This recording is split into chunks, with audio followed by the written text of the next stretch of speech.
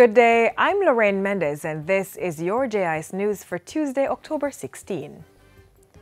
Tourism Minister Edmund Bartlett has ordered an intensive security audit of all properties within the sector, including hotels and attractions. This is part of efforts to strengthen safety and security within destination Jamaica for visitors and locals alike.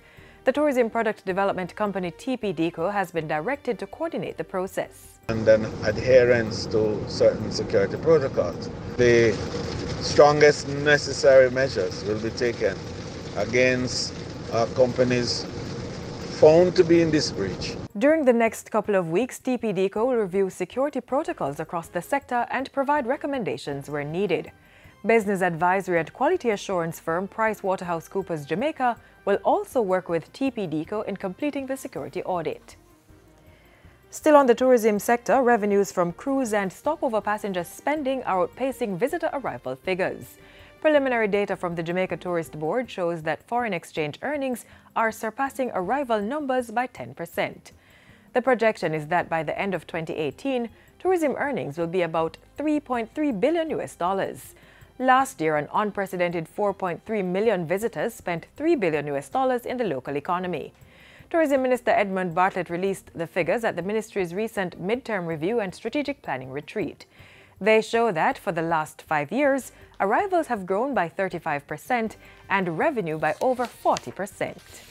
In other news, the new Fisheries Act aimed at further safeguarding the local sector was passed in the Senate on Friday. The bill will replace the Fishing Industry Act of 1975 and ramp up measures to tackle poaching and unregulated fishing in Jamaican waters. The new legislation will also facilitate the establishment of a proper licensing authority, equipped with the provisions and safeguards that ensure transparency.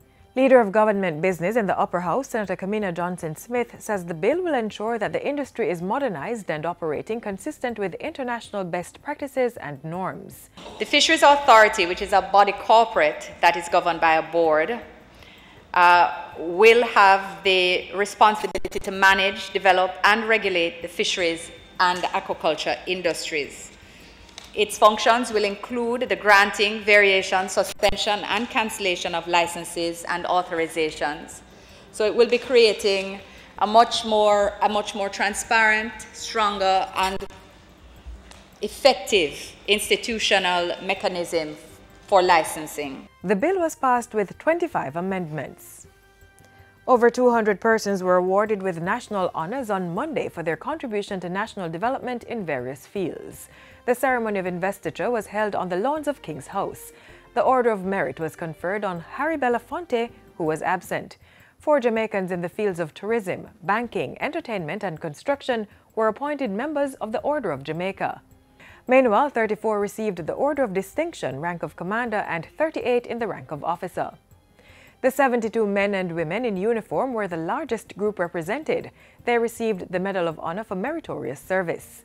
9 badges of honor for gallantry and 3 medals of honor for gallantry were awarded to brave men and women.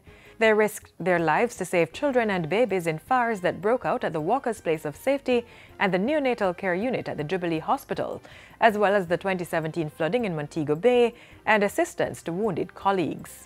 And Prime Minister Andrew Holness used his message to the nation on Monday to laud the everyday heroes. There are countless heroes from all walks of life and in several sectors of business and industry, the public service, medical services, and others who continue to display acts of heroism daily. Jamaicans are truly extraordinary people, and we see constant reminders of our resilience, selflessness, and fortitude. Mr. Holness also recognized members of the security forces who have lost their lives or suffered injuries in the line of duty.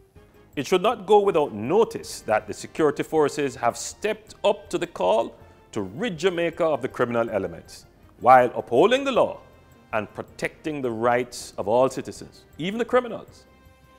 Meanwhile, in his message, Leader of the Opposition, Dr. Peter Phillips, encouraged Jamaicans to be more involved in national and community development. Fortunately, there are thousands of our ordinary Jamaican citizens whose daily contribution to nation building makes them national heroes and heroines in their own right. We would do well to emulate these Jamaicans who continue to give voluntary service every day. And that's it for JIS News Today. I'm Lorraine Mendez. Thanks for watching.